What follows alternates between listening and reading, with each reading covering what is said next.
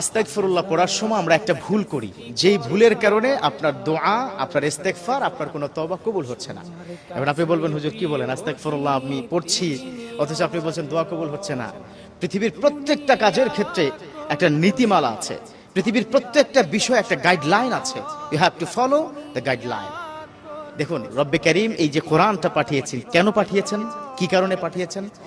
রব্বুল আলামিন বলেন, وَنُنَزِّلُ مِنَ الْقُرْآنِ مَا هُوَ شِفَاءٌ وَرَحْمَةٌ لِّلْمُؤْمِنِينَ وَنُنَزِّلُ مِنَ الْقُرْآنِ مَا هُوَ شِفَاءٌ لِّلنَّاسِ।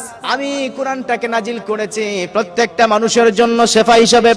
প্রত্যেকটা মানুষ যেন কোরআন থেকে পায়, কোরআন অনুযায়ী যদি চলাফেরা করে শারীরিকভাবে ভালো থাকতে পারবে, শেফা হবে, মানসিকভাবে ভালো থাকতে পারবে। কাল কিয়ামতের ময়দানে এই কোরআনের উসিলায় রব্বুল আলামিন জান্নাত দান করবেন। সুবহানাল্লাহ। এই কোরআনটা আমি পাঠিয়েছি, this is the guideline from almighty. If you follow, obviously will give you the paradise. Almighty will give you the paradise. আল্লাহ আপনাকে কি দিবেন? জান্নাত দান করবেন।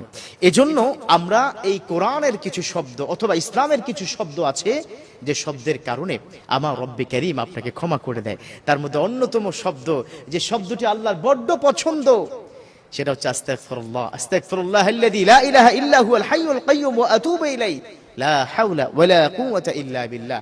এই যে ইস্তেগফার, ইস্তেগফারের যে কি পাওয়ার আপনি কল্পনা করতে পারবেন না। আমার রব্বুল আলামিন সবসময় অপেক্ষা করেন কখন বান্দা আমার কাছে ক্ষমা চাইবে। হাদিসে কুদসির মধ্যে রব্বুল আলামিন তিনি বলেন, আমার বান্দা যদি গুনাহ না করতো আর আমার কাছে যদি ক্ষমা না চাইতো, আমি এমন একটা জাতি বানাতাম যেই জাতি গুনাহ করতো আবার আমার কাছে ক্ষমা চাইতো, গুনাহ করতো ক্ষমা চাইতো, গুনাহ করতো ক্ষমা চাইতো, ফাইনালে আমার ওই জাতিকে ক্ষমা করে আমি আমার জান্নাতটা দিয়ে দিতাম। সুবহানাল্লাহ।